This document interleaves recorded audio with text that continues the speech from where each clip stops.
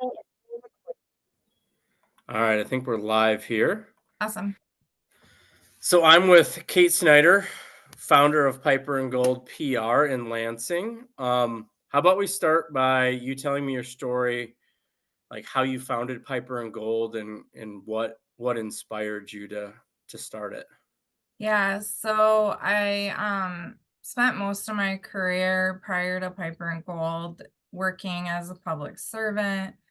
I've always worked in some form of communications, public relations, and so I worked for almost a decade within the Michigan work system and really enjoyed like being a public servant and using communications to help people have access to different services and different things that they needed.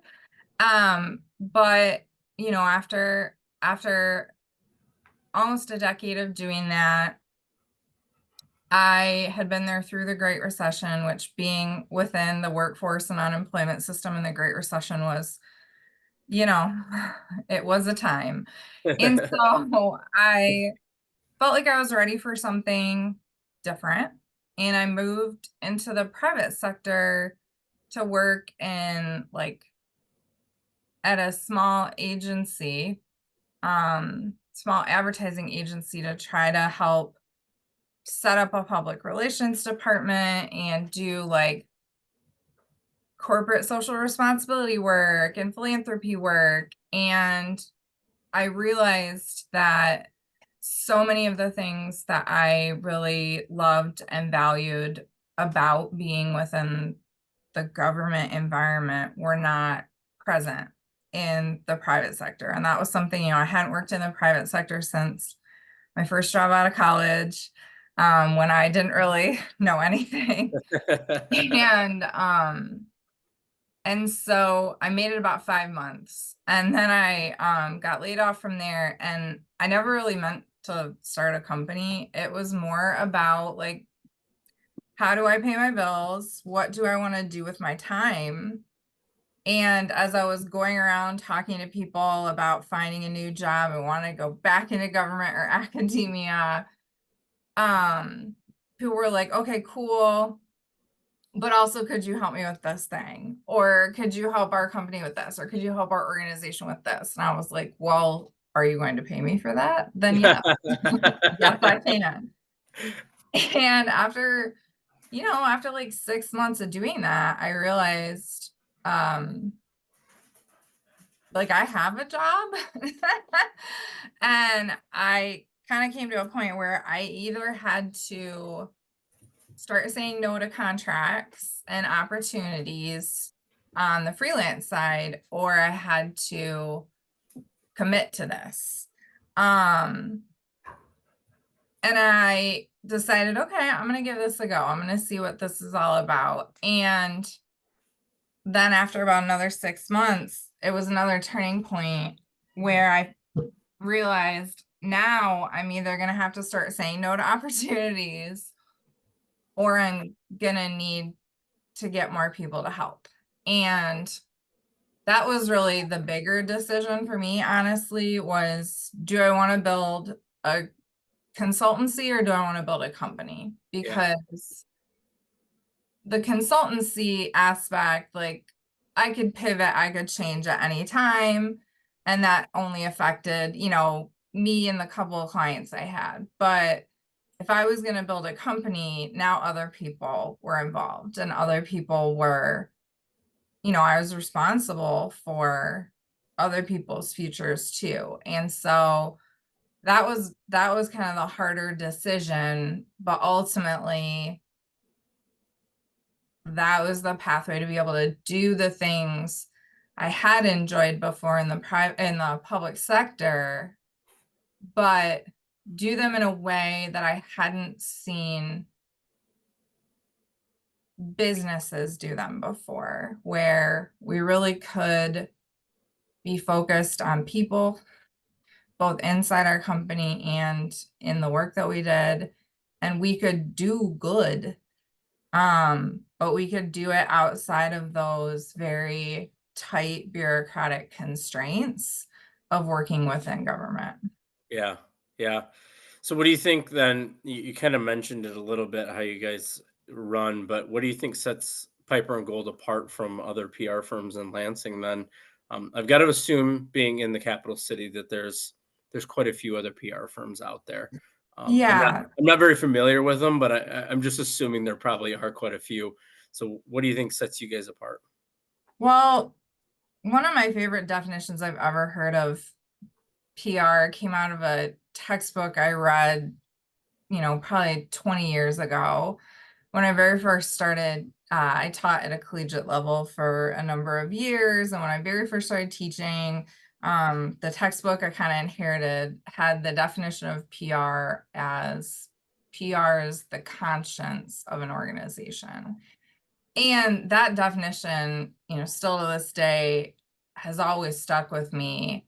And I do think that many public relations agencies, especially those that consider themselves public relations as opposed to marketing communications or, branding or whatever else. Yep. They all Yep. bleed together now because of the way that integration and technology have come together. But those that identify as PR, I do think we all share the common values of wanting to do good. Um, we do good work and we work to do good. And, giving credit where credit is due, I don't think that that aspect is unique.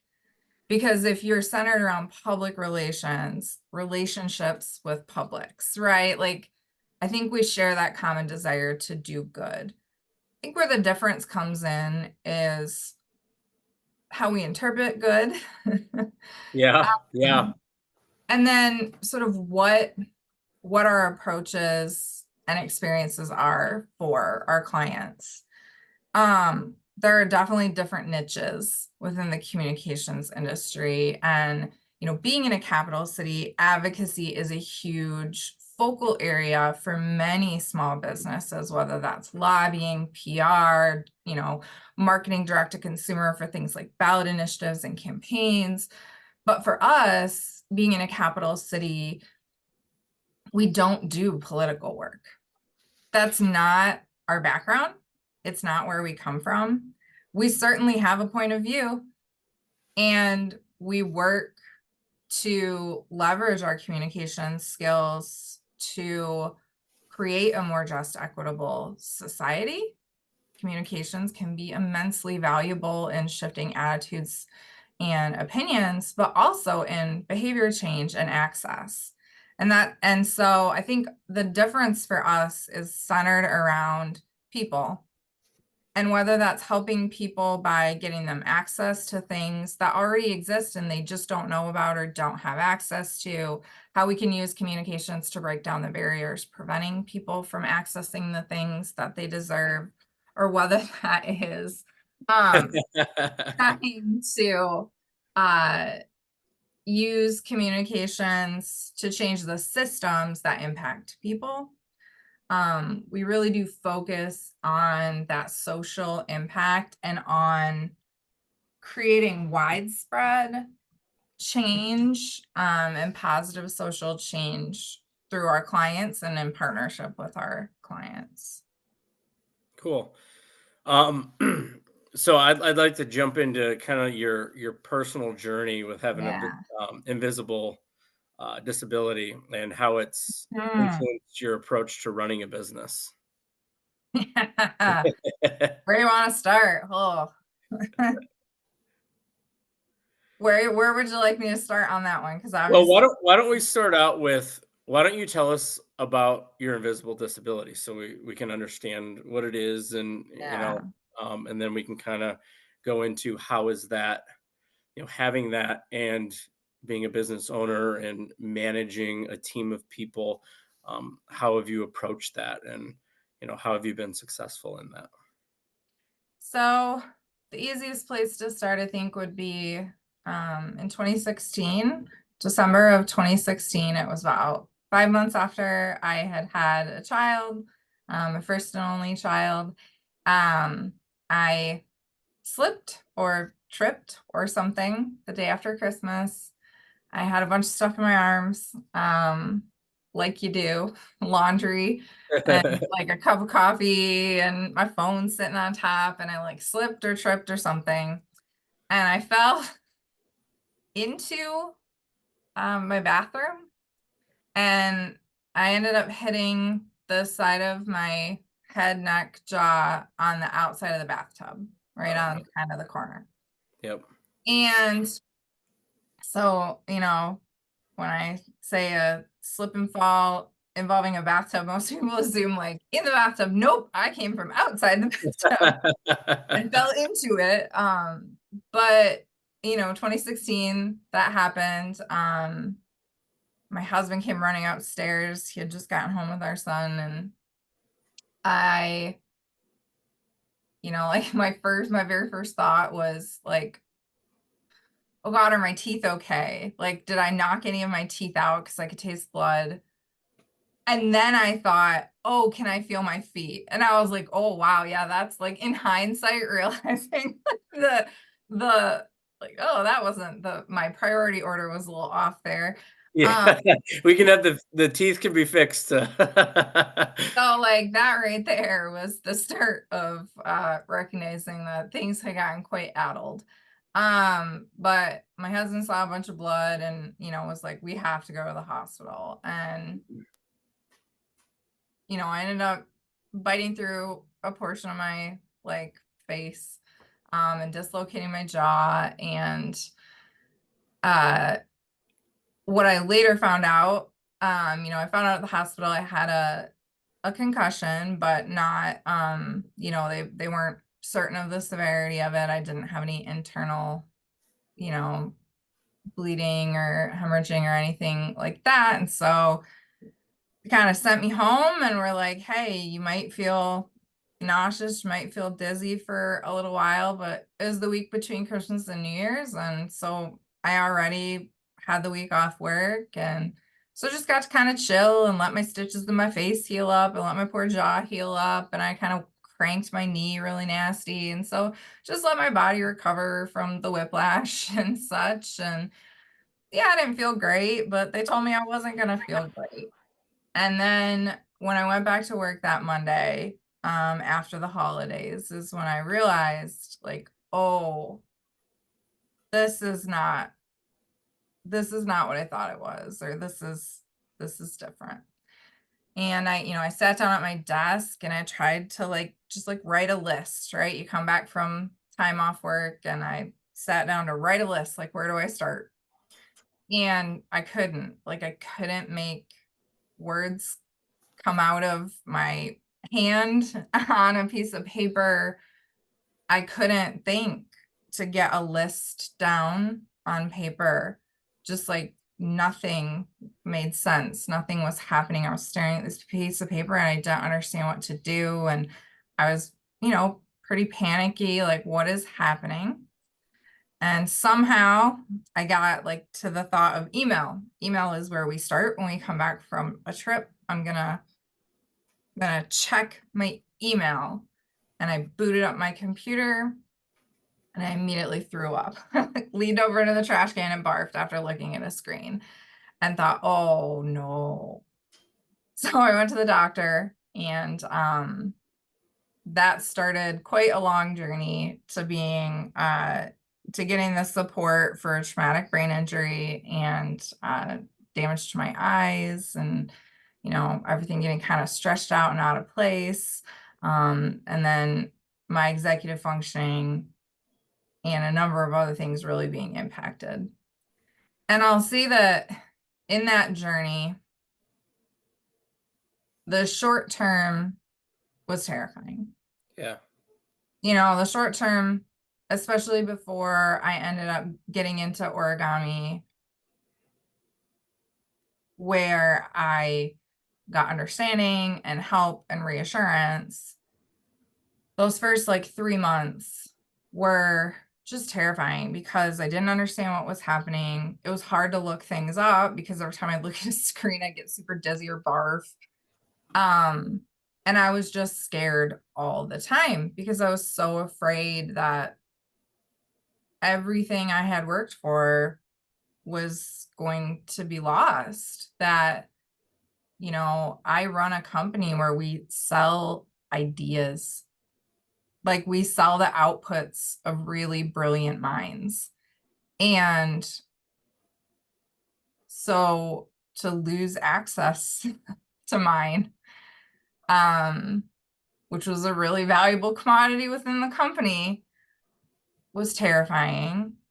I was terrified I'd lose custody of my kid because I didn't trust myself to take care of a baby. I was terrified I would forget to feed him, or that I wouldn't carry him. I would only hold him if I was sitting down, because I was terrified, like, what if I drop him because I'm so dizzy, or what if I pass out? And everything was just really scary at that time. And I think the biggest fear was losing access to this life that I had built over the last, 36 plus years. But once I started getting treatment, that's where, occupational therapy was incredible, psychotherapy, neuropsychiatry, everything like that I got through origami. It really changed how I ran my business, but also, like, you go through something like that and who you are fundamentally changes, what you value, what you prioritize, but also even just how my brain worked. Um, and I realized, like, I had always been neurodivergent. Uh, we all are, right? Like, there is no neurotypical. Good luck finding that in the world. But Yeah. Yep. I've always been a little more divergent than perhaps average, and just hadn't realized it. And there was so much I learned about my own brain that wasn't a result of the accident.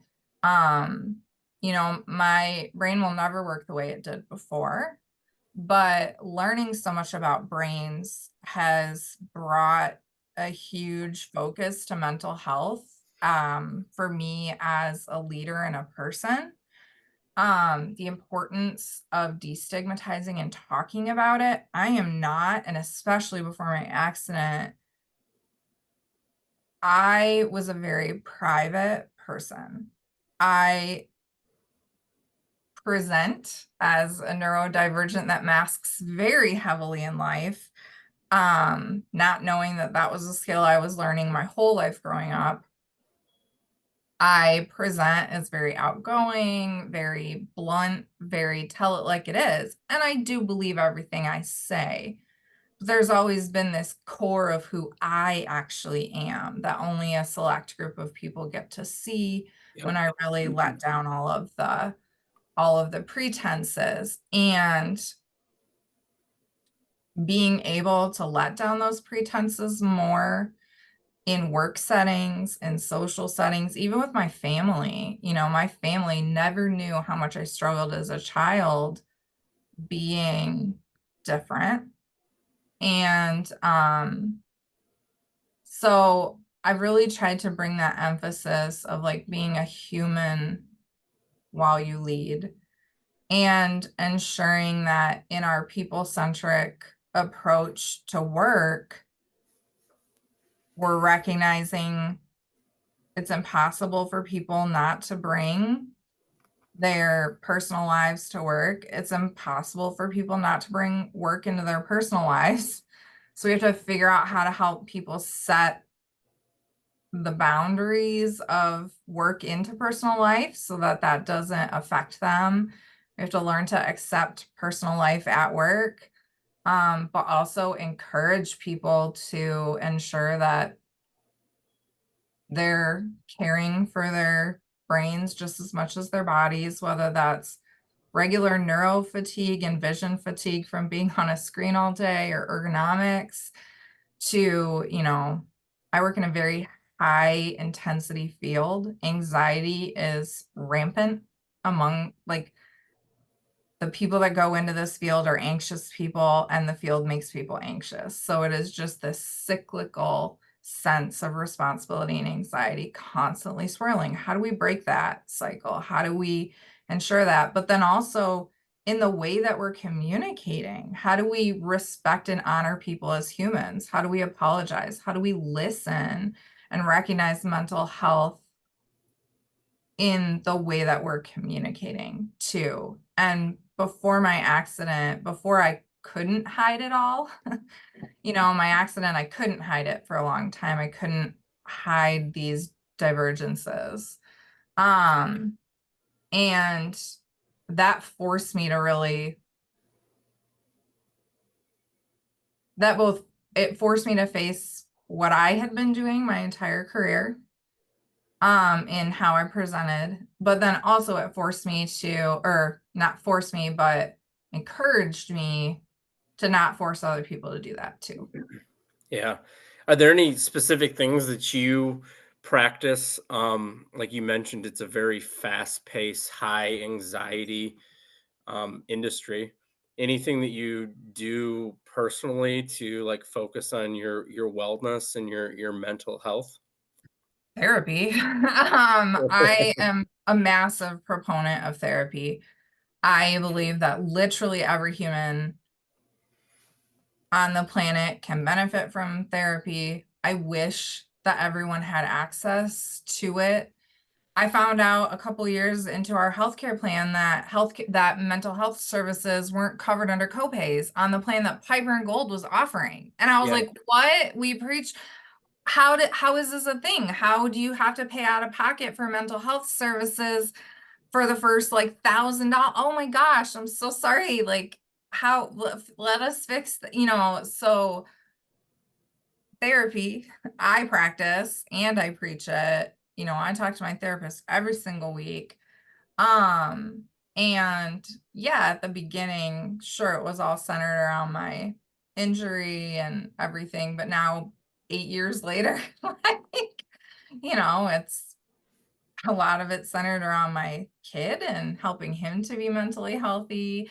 Um, Honestly, we've worked on work for so long because work was where I struggled the most after my accident that nowadays my therapy is very infrequently about work, um, and much more frequently just about life. But that being said, for me, therapy is a must. Um, I really do try. I'm trying and trying and trying to just be gentle with myself. I just finished reading at my therapist's request uh, a, How to Keep House While Drowning, which is like just a little short book about organizing and cleaning for people with neurodivergence. And for me in particular, I have uh it's always so awkward to say, especially I think as a woman, because we're taught to be humble and we're taught that intelligence and accomplishment is not somehow humble or to be celebrated in women. But one of my neurodivergences that has caused a lot of social struggles in my life is high IQ. And that's so weird to say, right? Like people don't realize everything that comes with that. Especially when you've had a brain injury that then changed how your high IQ functions in your brain and body. But we call it hypervigilance in my brain, this ability to assess and see hundreds of possible scenarios happening at any given moment, and to be running 15 of those in totality, start to finish, building out the sequence, the process, the responses at the exact same time while also having a conversation with someone. Like the brain gets tired. Um, and I realized just a couple of months ago that happens in my home. Even just walking from my couch to my sink to get some water, I see truly 70, 80, 100 different projects, needs, possibilities, different ways of organizing something, different colors, different ways of making something function, different light fixtures, like in that 30-second walk. And so in working on how to help be more at rest and at peace when I need to be, I read this book, and one of the things it talks about is function over aesthetic. And so very much trying right now to give myself permission to focus on function, as opposed to all 120 things I saw that I would like to see accomplished from my couch to my sink. Um, and I willingly disassociate sometimes. Not beating myself up over playing a little painting game on my phone because it just quiets my mind. Is it giving me great, really restorative things like perhaps meditation or exercise would? No. But is it letting my brain rest and I'm casually enjoying it? Yes. So I think grace is probably the biggest thing for me, is like giving myself permission and trying not to beat myself up for the things that just allow my brain to chill a bit. And for me, that's the hardest part of taking care of myself, is letting my brain find a place that's at rest, because it's never bothered me that it's always running things, because they're always practical in my mind. And so I've never, you would never find me saying like, oh yeah, I can't fall asleep at night because I've got a million things going. Like, well, of course I do. That's just how my brain works. It's not keeping me up. That's just how it goes. But realizing there are physical and psychological impacts of that, and there's a happy medium. So, Uh, what advice did you give to aspiring entrepreneurs? How to navigate, I would say even personal and professional at the same time. Um, those there's a lot of challenges there. yeah, When you're running your own show, how do you how do you balance that? And like you said earlier, there's a lot of overlap, right? Like people bring their personal to work, and people take their work home. How to what would your advice be to people that are like thinking about starting their own business? sure. I always have to couch any advice I give in recognizing that I have a lot of privilege in life, right? Like I'm I'm white. I had the opportunity to go to college. I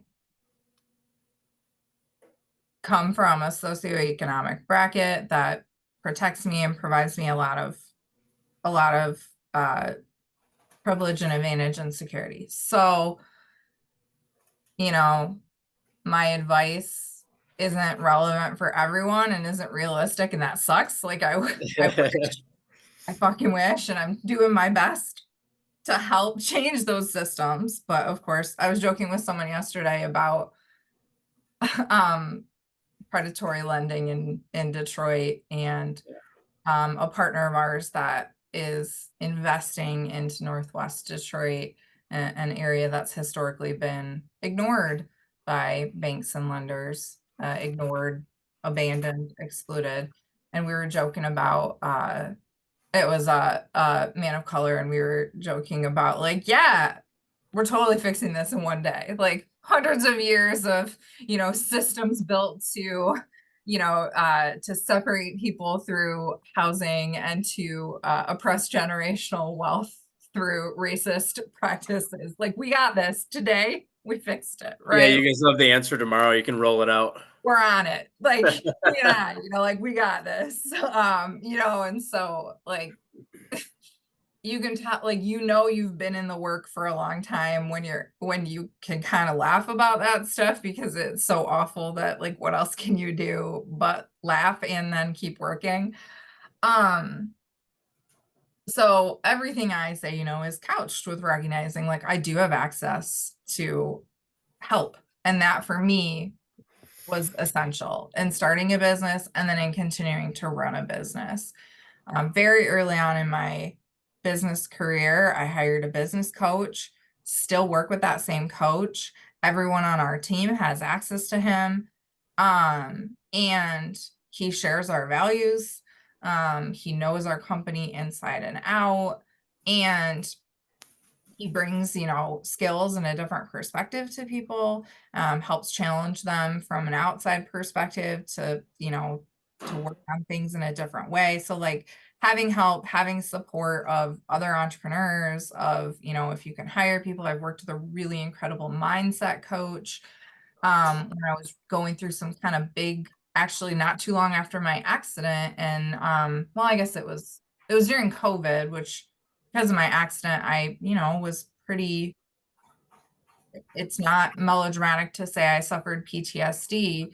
And it resurged with COVID when health and safety was threatened, right? Yeah. Like medical health and safety was threatened. And that brought up a lot of my trauma responses and my fear from after my accident, that something would happen and take away what I loved and what I cared about and what was important to me. And so COVID was real hard for me. I really struggled, and I struggled to be a leader, and I struggled to be present, and I struggled to not be consumed by anxiety. And in addition to working with my therapist and my psychiatrist, I worked with this really wonderful mindset coach to help me with the work aspects of it. And, how to get past that fear and how to continue to lead despite my fear and despite my uncertainty and lack of security and things like that. And so having help, I think, and knowing yourself well enough, we're all neurospicy. So like knowing your spiciness and what help looks like for you. For me, it's managing anxiety, managing fear, pushing me to take risks that I wouldn't otherwise take. I mean, I still wouldn't have us going out to events in person probably if other people didn't push me, because I just last night was thinking to myself, at what point do I send my son to school in a mask before and after the holidays so that he doesn't get his grandparents sick? Right? Like, I mean, that's still when your safety, for me, I was born with certain disabilities, but I didn't know that they were there until after this injury accident event. Not everybody has the one-off event that kind of sets it off for them, but for me, that's how I really came to, and it did make many of them worse, create new ones. But for me, understanding after that what that did and like why I was how I was, and then what I needed to balance that and to support that. And then taking that same approach with the people around you, whether those are clients, whether those are employees, like understanding what makes them tick as well as you can, and surrounding yourself with people that want to understand what makes other people tick, I think is, for me, knowing my own disabilities, that's what I've needed to thrive and to be successful. And then you can be open about understanding that you're different. So I try to, like actively say to my team, people always thought they weren't living up to my expectations my entire career. Even when I was like 23, I'd have interns that like felt like, they were like 2 or 3 years younger than me. And they, were like terrified they weren't living up to my expectations. And I am a very calm, like I will not, like, people are always terrified of me, and we joke, like, have you literally ever heard me yell at someone, berate someone? Like, they're like, no, but I don't want to let you down. I don't want to disappoint you. And people always felt like they weren't living up to my expectations. And I realized decades into my career, I mean, just in the last few years, part of that was because my way of thinking and processing is questioning. And so if they had an idea and they were like, yes, I feel so good about this, I'd be like, okay, but what about that? But what about that? Have you thought about Yep. blah, blah, blah? And to me, that's me being a part of it. That's me thinking you have this great idea and loving it and wanting to be a part of it. But to them, it's, oh, I didn't do enough. It wasn't good enough. And so Kate had to question it. And so even just knowing yourself and your spiciness enough to like recognize, oh, so and so is sensitive to that. So A, dial down the questions. B, point blank say things like, this is really great and I love it so much and I think it's so good. You know, I believe that everyone's work can benefit from collaborativeness, including my own. Like, are you in a place for me to ask questions? Do you just want to celebrate this right now? Like, where are we at right now? At some point, I would love to add some ideas and enhance and add questions, but are we there right now? Can you handle that right now? And sometimes, you know, like, no, can we just celebrate for like 5 freaking minutes, Kate? Like, yes, we can celebrate. I will shut up. Great job. But oh yeah, it's in the questioning place. Great, here, let's go. And then reminding them at the end, my questions don't mean I don't think it was good enough. Like that's just how my brain processes things, and allowing others to say that too. We use DISC in our office. A bunch of us have taken strength finders, whatever words and languages you can find. Hell, we did a love languages training that was like based on love languages, was about appreciation and gratitude. Like, what are your work gratitude languages? And it straight up was like built on the love languages thing. So, you know, whatever common language you can find to talk about how you're different so that you realize that you're all working toward the same goal. You just are doing it differently and you can respect that and enhance that, or like accept when people are different and realize like, oh, you know, like we are all still heading in the same direction, working toward the same goals. We just do it differently. And that's a good thing. Yeah, that's super cool that you have like recognized that, and then you've got that awareness to realize, that the employees all are wired a little bit different. And I'm the same way. If I've got this idea and then it's like, what about that? And what about that? And what about that? I'm like, well, you just ruined that thing. I'm not doing it anymore. You pointed out all the problems that could be. I'm just like all right, it's a good idea. Let's run through all the brick walls. And it's like, no, here's all these things. And I'm like, well, maybe it wasn't a good idea then. And here's the thing, right? There's benefits to both approaches. Yep. I'm gonna like ask all the questions, find all the holes to shore up, but it also means that it might take 2 freaking years to do that. And frankly, like, who's to say that's any better than plowing through the brick wall and addressing the issues as they come up, right? Like, because it gets it out there fast. It doesn't, you know, like, it doesn't just die in committee. Right? Like, Yep. there's benefits to all these different approaches. And one of the biggest things I learned after my accident, and when I kind of lost a lot of my who I was, frankly, like because so many of my natural way, like the ways I'd always just thought and done things weren't there anymore. It was just all these weird, mashed up, hot mess of brain. Um, I realized that I was a very like rigid person. And even still, it surprises me when I find out that like people do things differently than me. Like, and that sounds so simple, but for a brain that shares, you know, many ASD characteristics with high IQ, very high anxiety, like, I genuinely, it is very hard for me to remember that there's more than one way to do something. And, and that like my way isn't the only way. My way isn't quote unquote the right way, but also there's no one right way for so many things in this world. Like, is there one right way between left and right? Sure. But when we talk about ideas, like, is there one right way to get to the end? No. So being willing as a leader to like hold your, for so long, I hid myself.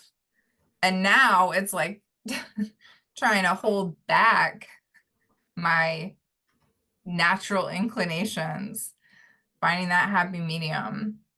So I'm not, you know, dominating, but also recognizing in hierarchy, like the CEO is always going to have a position of power and privilege. And so sometimes the only way to allow others to ensure that their ideas are heard and they can run with them is to be quiet and to not put your own ideas out there, or people will be deferential to it. So learning those things about yourself as a leader, but also about others. Like, it can't just be about you. And I'm certainly not perfect at it. Like, to pretend like our company is a little utopia where everyone gets along perfectly. No, that's not life. But all you can do is do your best and try again. Like, when, come back fresh and learn and apologize and, you know, keep trying. Yeah, yeah, for sure. Do you have a specific campaign or project that you guys worked on that was like particularly meaningful to you? Yeah. Um, I have one that's years old but still stands out to me. Um, we worked with Munson Healthcare, a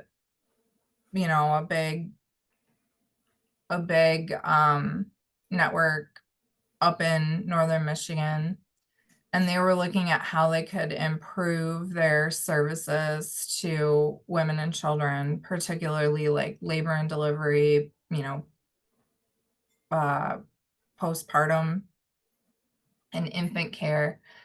And as a part of that, we, put out a survey for women that had had a labor and delivery experience, or for people that had had a labor and delivery experience. Even something like that, really was for a northern Michigan, uh, like for a northern Michigan health organization, was really kind of pushing some of their boundaries as it related to inclusivity. But for pregnant people who'd had a labor and delivery experience, focusing on the fact that it was a labor and delivery experience, not an experience, not had a child, having to recognize that not every labor and delivery experience ends with having a child or becoming a parent.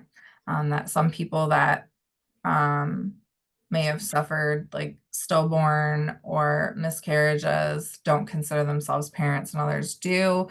So we're trying to help them understand people's experiences and the level of sensitivity and care and trauma informed practices that had to come into how we communicate about this, how we talk about this, how we even just like bring these people in to feel safe sharing their experiences. We did a survey, and the goal was, we determined that like 350 responses would be a statistically significant sampling of the number of people that had had labor and delivery experiences in the last 5 years at one of their hospitals. And we had over 500 responses. And then through that survey, we asked people if they were willing to participate in focus groups. And I think we conducted like 10 or 12 focus groups in the middle of winter driving around Northern Michigan. Um, and like for me, I was a parent at that time and had been through, you know, my own personal experiences. And typically, as a facilitator for focus groups and things like that, it's really important to remain neutral. But as a team, we made a very conscious and intentional decision. There were always two facilitators, myself and another woman. We wanted to ensure both facilitators were female. But then we also made a very intentional decision that as a facilitator, one would remain neutral, but I would share personal details, because we had to build trust and we had to ensure that people felt comfortable. And in this very unique, specific situation, having had personal experiences with loss and with labor and delivery and all sorts of stuff, like, then that was important for them to hear and know. But even just the little things, like we always had Oreos and Kleenex at all of the focus groups, just in case like people needed to cry / to like soothe themselves with Oreos. We also had different snacks, but like in the middle of every table was just things of Oreos. And it without fail, someone would reach for the Kleenex and then reach for the Oreos. It's just like it was the most personal and bonded I'd ever felt to a project because of all the care and intentionality that went into it. And then the results of it was incredible. Yes, it was a communications project, but we were able to help make recommendations like allowing VBACs at specific hospitals where so many women who wanted a VBAC but they weren't allowed at that hospital. And to be able to have a VBAC would have meant they'd have had to drive 2 hours in the winter for labor and delivery, and that wasn't safe. Like, just like these really meaningful solutions that frankly had nothing to do with communications, but through communications, we could hear these wants and needs. And, that was one of the most meaningful projects I've ever been a part of. And then the other one I would say is actually I have the opportunity with one of our clients to get to co-host a YouTube series called Women in Workforce. And we bring together groups of women that don't know each other, and we talk about the same things with them every single episode, and yet no two episodes are alike. But then also so many common themes and commonalities come out, and it is just such a cathartic bonding experience. Like at the end of these episodes, these women that didn't know each other are like hugging and exchanging cell phone numbers and literally inviting each other on cruises together. Like that happened. And so that one has been really meaningful too, even if no one ever listens to it or watches it, for to be able to create community and further create like these connections and bonds where women can support one another and lift each other up, and they have shared experiences and struggles, and they no longer feel afraid to talk about them with each other. That has been just an awesome experience. And the client and friend that I get to co-host it with, I've known for over 25 years. And is just one of the most incredible humans and leaders I've ever met. And so for me, that one is really selfishly rewarding to get to be a part of that and to then look around and be like, holy cow, I helped create this. That's wild.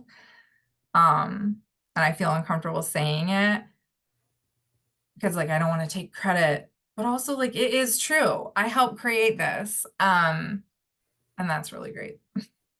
That's super cool. Looking ahead, what are your goals? Goals for the future of Piper and Gold, and I would say both professionally and personally.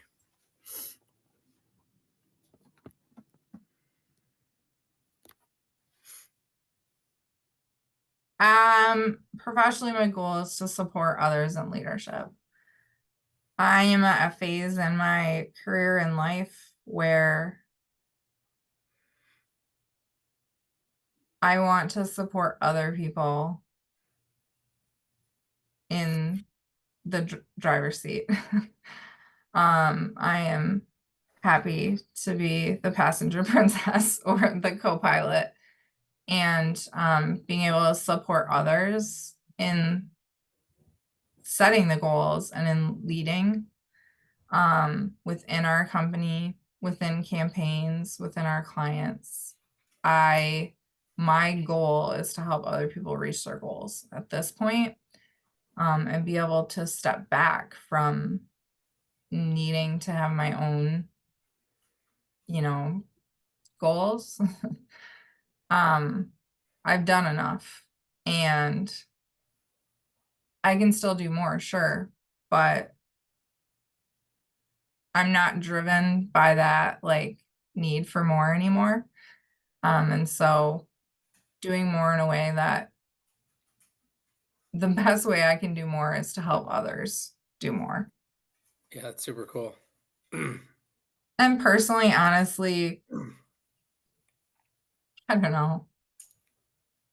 raise a healthy family. Like, I don't have a lot of personal goals because I am a person that is very content. Even professional goals are hard. I am very content living the same day over and over. Like Groundhog's Day is my Yep. like, yep, sign me up. Here for it.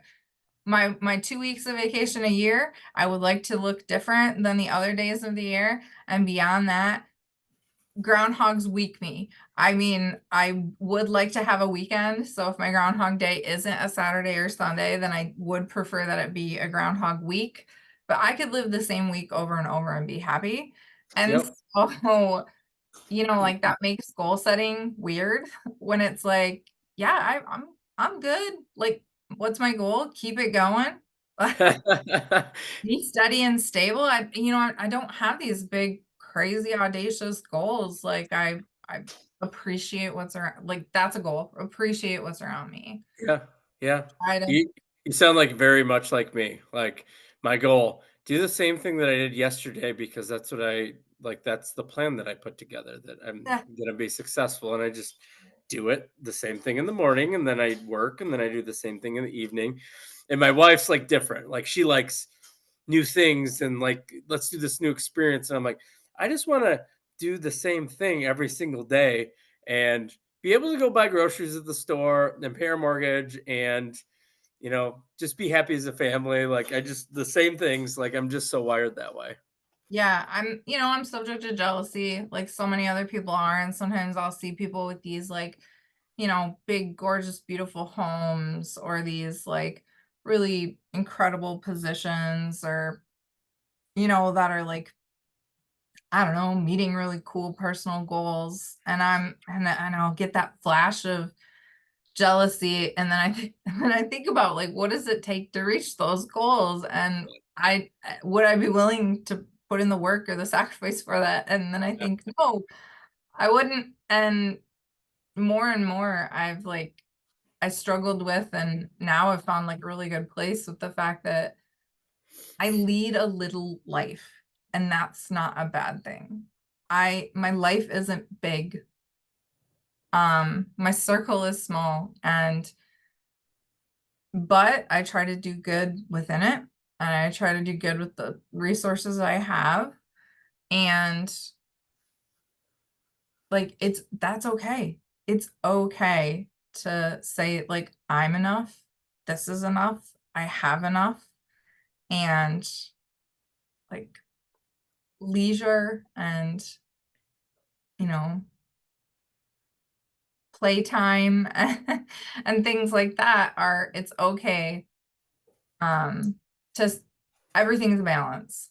Everything is balance. And so to have those things like leisure and playtime and just chill time and disassociation time and time to just putter around randomly and not actually accomplish anything in life, there's a trade-off, but no one is better or worse. So it's okay to say, like, I like this little life and I'm content in it. Yeah, that's super cool. Well, hey, I really appreciate you jumping on here with me today. I really enjoyed it. Thank you. Me too. This was really nice. Yeah. All right, I'm gonna